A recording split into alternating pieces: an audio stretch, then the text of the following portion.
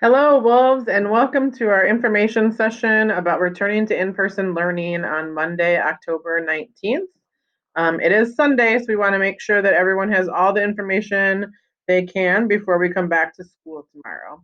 So this is an important disclaimer. This presentation is just about kids returning in person in school. There will be another recording posted regarding the MCAS online program for students who are continuing to learn from home.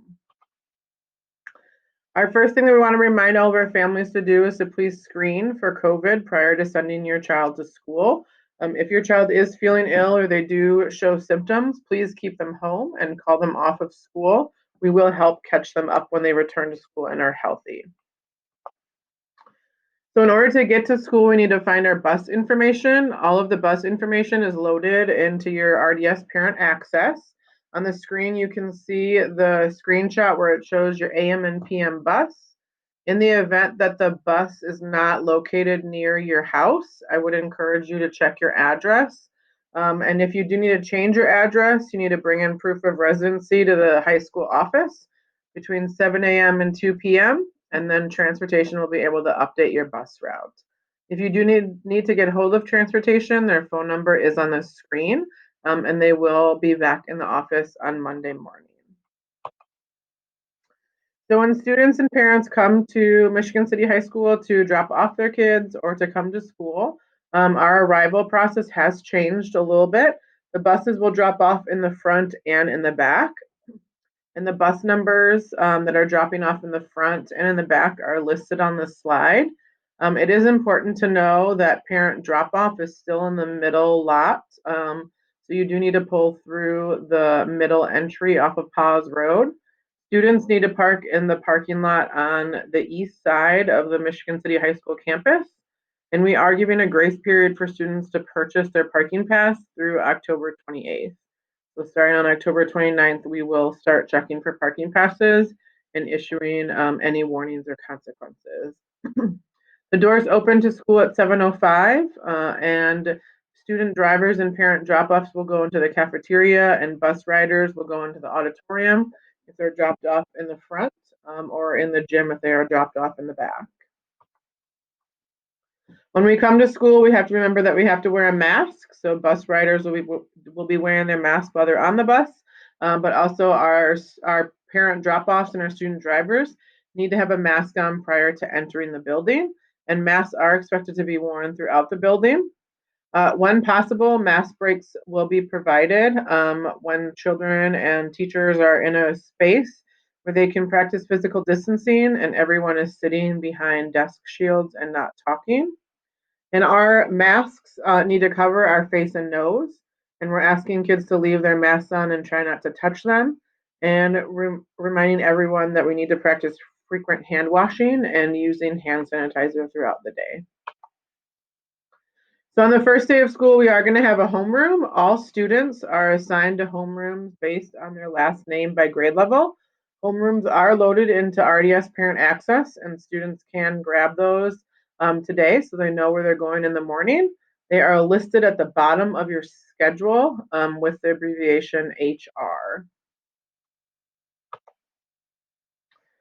October 19th is a different bell schedule. All of our students, including AM AK Smith students, will attend homeroom at 7:25. Our homeroom runs from 7:25 to 9:20, and then we will run a shortened academic period starting at 9:25 with 30-minute lunch periods attached to fifth hour. The bell schedule is on the slide deck, and we will post a separate one for everyone to save or download to their phones. So as we return to school, there have been some procedural changes for passing periods, lockers, and bathrooms. Passing periods are only 4 minutes, and bathrooms are closed during passing periods. With only 4 classes each day, we encourage our students to take items from multiple classes to each class so they can reduce the amount of times they need to go to their locker. Lockers are also assigned by individual students. Kids are not allowed to share lockers, and we're asking that we don't congregate around lockers during passing period.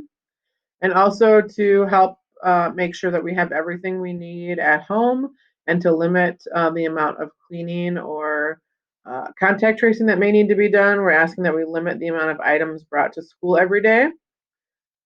Students who do bring backpacks or wear outerwear, all that must be stored in your lockers. And the locker numbers and combinations will be found in student schedules that they will receive on Monday morning in homeroom.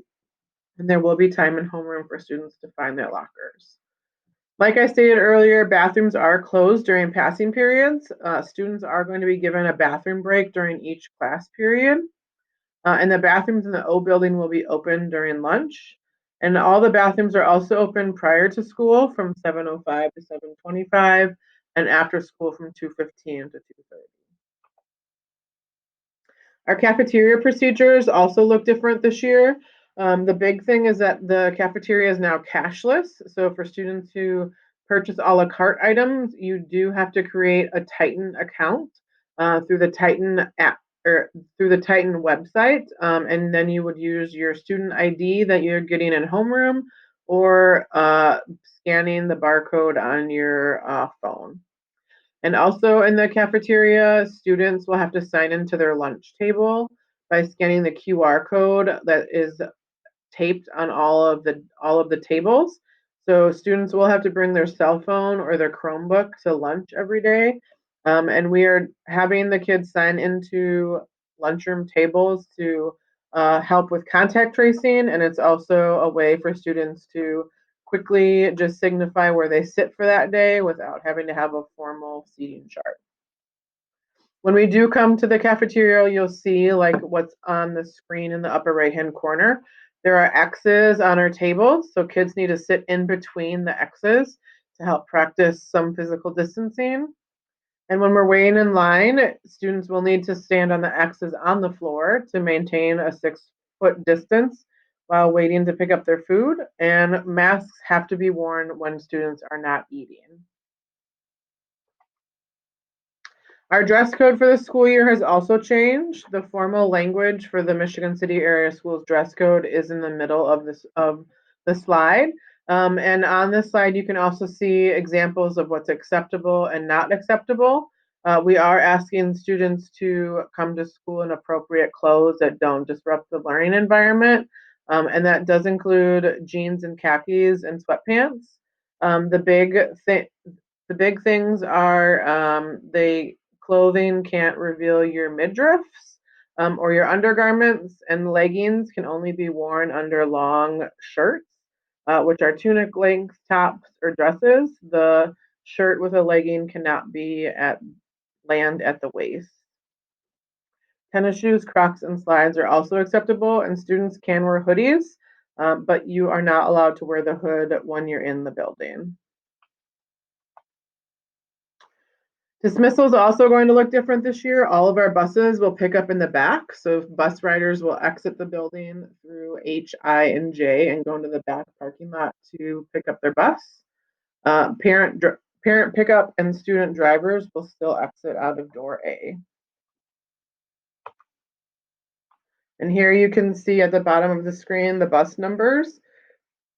These are the number assignments for buses for the afternoon dismissal.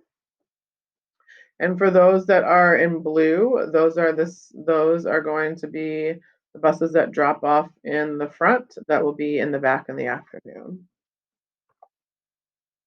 So after October 19th, we will run a full academic day. It is 4 class periods per day, and students will have a lunch period assigned to their 5th or 6th hour class. So on their schedule, they'll see an A or a B next to their 5th or 6th hour class, and that corresponds to the lunch time that they have before, during, or after that class. And just as a reminder, October 23rd is our first Friday back in-person learning, and that will be a gray day, and then we will alternate every week moving forward. We are posting behavior expectation videos on our Facebook page and our high school website, and we'll also be using these videos to teach behaviors when we come back into our homeroom sessions on October 19th. So we encourage you to view those at home and help remind our students what our new behavior expectations are. And lastly, if you have not viewed our Return to In-Person Learning Framework, it is available on our website under the Our School tab. And if you do have any further questions or concerns, or you have ideas on how we can make returning to school a more enjoyable experience for you or your students, please feel free to reach out to one of our school leaders. I am Julie Fergine, the interim principal, but you can also reach out to any of our assistant principals, Brett St. Germain, Sarah Hendricks, or Sylvester Mavone. And we are really excited to welcome everyone tomorrow back to Michigan City High School. So we hope you guys enjoy the rest of your day and are ready to learn tomorrow at 7:25.